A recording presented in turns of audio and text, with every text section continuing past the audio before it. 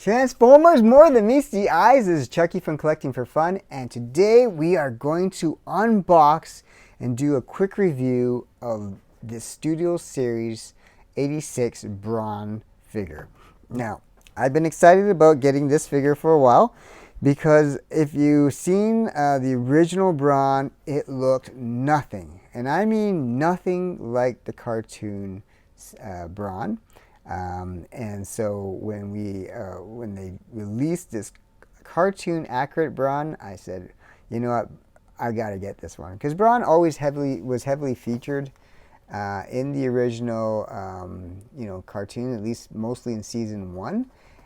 But when you play with the toy, it just wasn't the same because it looked nothing like it. The vehicle maybe looked a little bit like it, but the actual Transformer robot form looked nothing like the G1 toy. So here's Brawn. Let's crack this baby open and have a good look at it. So we are going to open the back here.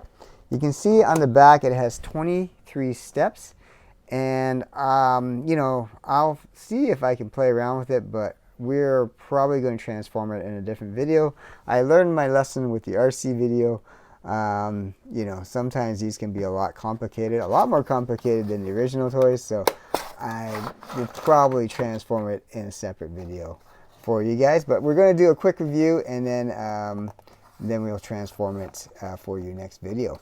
So here in the box there is a background similar to all the Studio Series 86 toys so far. They have this nice background, and you can see the background where the Decepticons blow a hole through the space Autobot shuttle. I'm not sure if it's Teletron 1 or not, but it's a space shuttle. I can't remember, to be honest. But the Autobot shuttle, and this is where Brawn unfortunately meets his fate with Ironhide and Prowl and Ratchet. And one of the sadder moments of the Transformer movies. And yeah, very traumatizing when you watched it, especially when you grew up with these toys. But that's the background there. And here is the main event here. This is Brawn, and he looks pretty sturdy looking. Very robust there.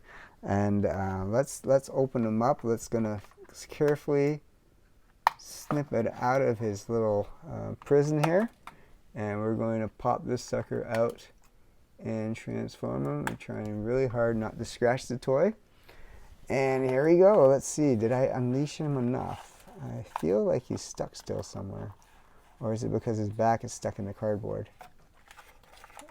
That's it. His back is stuck in the cardboard. Alright, let's pop him out. Perfect. Okay. So we have Brawn here. I do see that he has a blaster in the corner of the box right there. Let's see, do I slide that out? Yes, I do. So Brawn has his own blaster here and a little kind of gun there. So you can see the head shape is really cartoon accurate. He's got the nice Autobot insignia. He's got great pulsability in the arms. They go laterally. They bend at the joint, the elbow joint, so you can move the arms in any shape or fashion. I do not know. Does the head turn? The head does not turn. Okay. The torso has a little bit of mobility in the torso. The legs definitely move, and the feet have decent foot joint there. But you can see the legs have pretty good mobility here. So that's overall pretty cool. Let's put him up here. Let's stand him up a bit. And so there is Brawn and the Autobot shuttle, and you can see that yeah, pretty cool there, pretty posable. So at least in the robot mode, I gotta give this one some kudos. This is pretty neat. Fairly large. He's a mini bot, remember, in the original G1, but he was one of the larger mini bots. So he wasn't as small as some of the mini bots. Now, as far as his transformation goes, he'll turn into a Jeep like that. So that looks pretty solid. And the gun can go on the top there. Now, in comparison, I did pull out my original G1 Brawn. So here he is. And if we were to stand it side by side, you can see that G1 Brawn is a lot smaller than this upgraded Studio Series 86 Brawn. You can see the head shape much, much different. And this is what I was talking about. With a cartoon look like that and a toy look like that, you can see the arms look like that. But this is where the arms are there, those little dinky things right there. Much, much bigger upgrade. There's like no way he can even hold a gun with these hands. So again, the toys came first. Keep in mind, the toys came first, and then the animators took liberties with the cartoon to make it look better and look like it's, you know, an actual robot versus this little thing. Can you imagine if this showed up on the cartoon? Brawn would be like, what in the world? So I mean, look at the legs on this thing. They're so skinny, but look at the legs on Brawn here. He looks like, you know, in comparison, I mean, night and day difference. The coloration, they kept the same. You get the green and you get the orange and you get the silver arms, but like, yeah, wow, there's a huge difference in these toys here. In the back, again, you got the little wheel thing up here. I think I'm not sure exactly what you call that thing, but they have the same thing there. They both have that thing that's kind of bulks out there. So it follows the similar, like the cartoon followed the same type of basic shape of the toy, but you know, obviously really jumped up the aesthetics. So whereas this toy here only takes like, I don't know, 3, 4, 5, 6 steps to transform, that one takes 23. So this one is basically, you know, just move the legs up, and you're going to just kind of fold the arms in, and it's gonna move. You're gonna move it around into. Ooh, this is an old toy, so I gotta do this in a way that I'm not gonna break it. There we go, and we're gonna basically pop this into here, and into there. And then the same thing happens on the other side. So it's not that complicated of a transformer. It's just a very old toy that I'm trying not to break while I transform into the robot, or sorry, vehicle mode. And that is about it. But you can see that this Brawn, this is how small it transforms into. So you can imagine this thing's going to be much, much bigger than this one. Also, for comparison's sake, I have my my Bumblebee out here, and let's put these guys side by side. Let's look at that. So you can see in proportion, Brawn is a fair bit taller than Bumblebee. It's a good head, like, or two higher than Bumblebee there.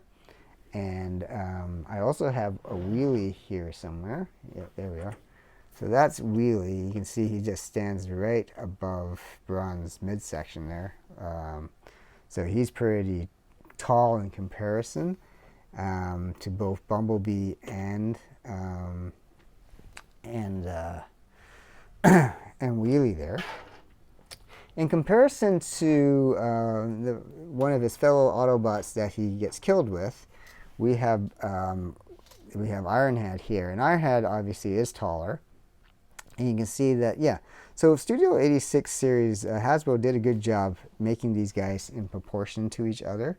And, you know, if we want to bring out some Dinobots, we can. You know, we can pull these guys out. You can see the Dinobots are much, much, much, much bigger. And they're the leadership class, right? So they are meant to be bigger Transformers. So that's not shocking by any means. Here's my newly acquired Swoop here, and so we'll get all the Dinobots in the backs because they're just monstrous in the back there. Let's move this over. Just kind of slide these in, and I'll put Grimlock over here. There we go.